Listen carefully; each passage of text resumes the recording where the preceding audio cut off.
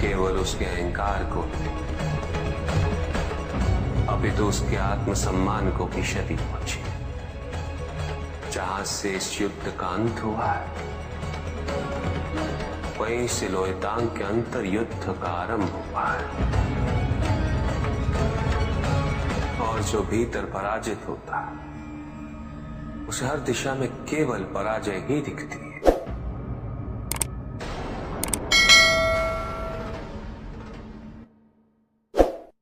एक प्रश्न पूछ सकता हूं? अवश्य ऋषि कश्यप। जहां प्रश्न नहीं वहां जिज्ञासा नहीं, और जहां जिज्ञासा नहीं होती वहां ज्ञान की वृद्धि नहीं हो सकती।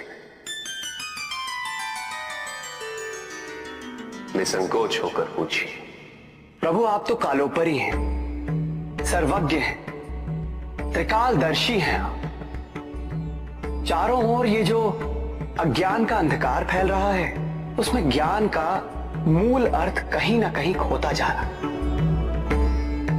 मेरा आपसे विनम्र निवेदन है प्रभु, किसी अन्य विषय पर चर्चा आरंभ करने से पूर्व हमारे और इस समस्त संसार के कल्याण और मार्गदर्शन हेतु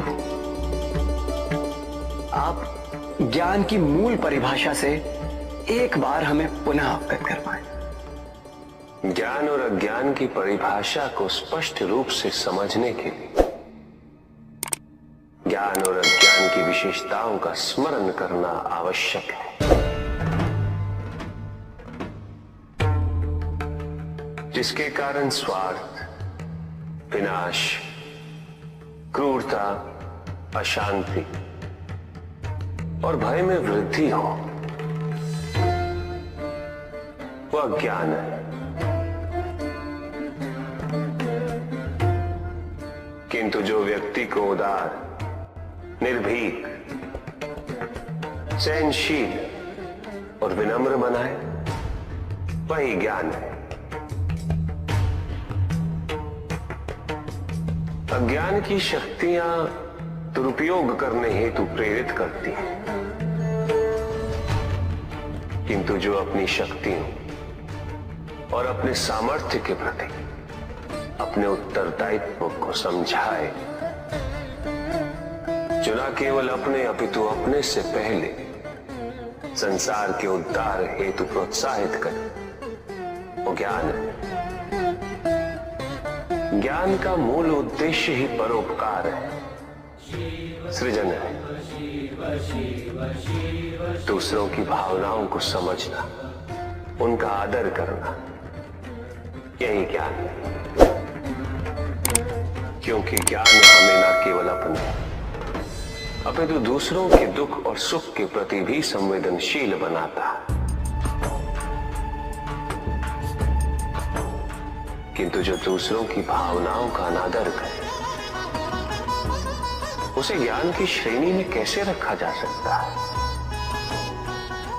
अज्ञान के कारण व्यक्ति सांसारिकता में बंधता जाता है, मोह माया में उलझता जाता है। अज्ञान परम सत्य से दूर ले जाने का माध्यम है, किंतु ज्ञान व्यक्ति को परम सत्य की ओर ले जाता है। ज्ञान मुक्तिदायक है, मोक्ष का मार्ग है, और इस मुक्तिदायक ज्ञान का सर्वोच्च रूप है आत्मज्ञान, और यही ज्ञान की पूर्णता भी है। अब सभी के उद्धार के लिए मैं आपसे निवेदन करता हूं, भक्ति का उचित मार्ग बताए हमें, ताकि मेरी भांति दूसरा कोई भूल ना करे। भक्ति मुक्ति का आधार है पुष्पधन, और मुक्ति तो केवल समर्पण से ही संभव होगी। और समर्पण के प्राय भक्ति कब मोह में परिवर्तित हो जाती है,